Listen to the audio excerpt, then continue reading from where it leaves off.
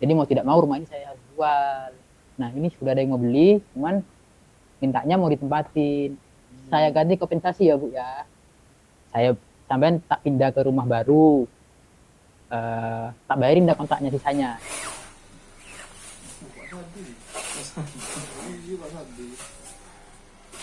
Untuk yang rumahnya Bu yang dijual, nanti saya dibayarin. Bu saya punya rumah. Nah di situ mulai apa ya, cekcok, tegang di situ. Kok bisa mikir seperti itu? Kan lucu. Dua rumah, ini rumah sama-sama rumah keluarga saya. Yang suruh jual malah keluarga saya, tempat saya tinggal. Terus saya suruh kontrak, terus untuk bayar ini. Kan lucu. Gimana sih Bu? Sampai ini saya ini sebenarnya saya ini benar-benar kepepet Bu. Akhirnya di situ mama saya benar-benar naik kan, sampai marah karena kita ini sudah benar-benar kepepet. Tolonglah dibantu. Toh saya juga tidak akan, kalau misalkan dijual kayak gitu kan tetap tahun depan tidak akan saya perpanjang rumah ini. Karena tidak bisa perpanjang rumah ini, tetap pindah kan. Oh iya, tidak mau tahu saya karena di sini banyak kenangan sama almarhum suami saya karena rumah dia kan sudah bertahun-tahun. Suaminya meninggal di rumah ini. Dia maksudnya dia tidak mau kehilangan kenangannya lah apalah gitu istilahnya. Cuman kan kita posisinya sudah seperti ini. Gimana? Kok malah rumah saya disuruh jual, rumah ini rumah saya ini disuruh jual. Rumah saya ini disuruh jual. Untuk nutup ini loh, kan kebalik. Oh ini sama-sama rumah saya kok. Ibu saya bilang gitu. Akhirnya karena tidak mau, mediasi juga tidak bisa, mulai dari pasang plang. Rumah ini dalam pengawasan bank. Nah itu mulai dipasang. Itu pun yang masang plang itu dimarah-marahin, dicabut. Loh, kalau mau memang dipasang ya jangan di sini, pasang di rumah yang pemiliknya sana. Oh ini rumahnya masih kontrak saya kok. Akhirnya kita pakai skenario terakhir itu pakai pengacara. Pengacara untuk membantu mediasi karena orang tua saya sudah tidak bisa, tidak dibawakan pintu gitu. Sementara pembeli itu sudah ngejar-ngejar, ayo aku mau beli, ayo uangnya sudah siap nih mas. Bank juga ngurus berai mas, di tanggalnya sudah siap loh, ayo harus siap loh tanggal sekian. Pusing kan, orangnya tidak mau pindah ini. Akhirnya merenung, saya juga konsultasi dengan pusat lagi. Akhirnya dia sih gini, ya itu mas cobaannya mas, sampean kan mau tobat sih, terus habis tobat terus enak lancar itu enak gitu mas. Tobat juga ada halangannya mas. Sampean kuat kan enggak masalahnya di sini? Iya ya Ustaz, oh ya iyalah namanya. Kalau emang tobat terus selesai ya enak. Terus apakah setelah tobat kamu tidak diuji lagi ya? Kok enak. Ternyata ujiannya ini tadi. Akhirnya kita sudah benar-benar akhirnya disitulah mulai orang tua saya nangis. Ya apa deh adik-adikmu. Adik-adik saya kan di Malang semua kuliah. Itu tidak ada yang dikabarin bahwa rumahnya mau disita. Jadi adik saya tidak tahu kalau rumah kita itu rumah kami ini mau disita. Rumah Islam tidak tahu. Nangis-nangis lah. Ya apa deh, tinggal di mana kok kita gitu. Jadi bapak ibu saya gitu. Jadi bapak saya juga kerja tidak fokus, ibu saya juga nangis-nangis tiap hari, tahajud loh, tiap hari nangis tuh. Gimana ini. Cuman keluarga kita sudah kekeh itu. Terus tidak usah tawaran lain selain tawaran lain yang masih berbau riba kita tolak. Opsi lain oke. Tapi opsi yang berbau masih itu katakan istilahnya cupat, haram berarti ya. Haram ya. Karena kita sudah benar-benar hijrah, sesuatu yang haram itu ditolak. Meskipun itu memang ada solusi. Ya, termasuk itu tadi solusinya. Mas, ini top up udah selesai. Top up udah selesai, Mas. Itu memang sih menggiurkan, cuman karena kita sudah benar-benar tekeh, kita juga dikuatin sama banyak orang yang nguatin. Ya udah, kalau memang kita harus ngotak, ngotak aja udah. Yang penting kita opsi yang tadi itu akhirnya qadarullah batal. Jadi yang mau beli ini batal. Padahal waktu untuk lelang itu sudah sisa seminggu untuk jadwal masuk lelang gitu. Tanggal berapa lupa saya waktu itu. Berapa yang kurang seminggu lah. Kita sudah kekeh, kita sudah juga meninggalkan. Nah, kayaknya pertolongan Allah datang. Tiba-tiba pemilik salah satu supermarket ya, Duta itu, bilang aja Duta itu kokonya itu datang, tiba-tiba dia bilang, saya memang cari daerah sana, saya mau bikin toko, memang cari daerah sana, kayaknya daerah sana itu kayaknya kan bukan rumah sakit itu kan, bagus perfectnya emang, saya mau dari sana, saya mau bikin toko perancangan, Duta versi mini. Berapa harganya? Ya kita sampaikan saja bahwa harganya 850 pasarannya, juga kita tawarin 700 saja dah. Si kokonya ini memang sudah dengar ya dari siapa, orang-orang bahwa ini dalam sengketa bank. Kita ditekan, kita nego sampai endingnya mentok di 485 waktu itu. Terus gini wes 485, saya mau menunggu sampai orangnya pindah. Kita mikir, properti harga 850 separuhnya. ya apa akhirnya kan itu udah udahlah, bubar dah segitu dah, kita sudah yang haram tidak mau, mungkin pertolongannya ini anggaplah itu menembuskan dosa, dan kita itu anggaplah sodako, yang penting semoga kita diampuni dosa-dosanya, anggaplah itu untuk sedekah, bersihkan dosa, ya bersihkan dosa, buang balak. Udah saya iya anggaplah buang balak, lah ambulah tanggung tangan bang. Ambulah tanggung tangan riba-riba doa kata bapak saya. Oke dapat ke akhirnya di akulah 485. Itu sisa 4 hari guys. 4 hari selesai. Saya mau bayar lunas pun masih ada masalah lagi. Bunganya kan dihitungin, Pak. Bunga, denda, penalti, apa. Jadi ada bunga, ada penalti. Nah, itulah pokoknya. Ada banyak. Saya ini mau lunasin, tapi kok masih ada segini. Kita cek tok ya di bank. Sampai ya ketemu Pinca lagi itu, ketemu sama manajer sama Pinca itu.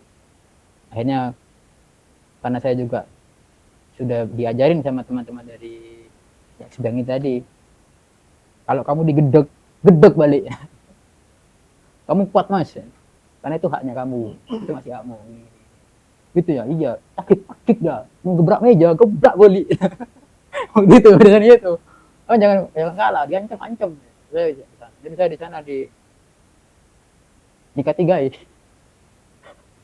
Ya gimana, sampai ini punya hutang mas, saya tahu saya punya hutang, saya mau bayar, bukan saya mau lari. Saya ini mau bayar, bukan mau lari. Cuman saya maunya bayar sekian, mampunya saya sekian.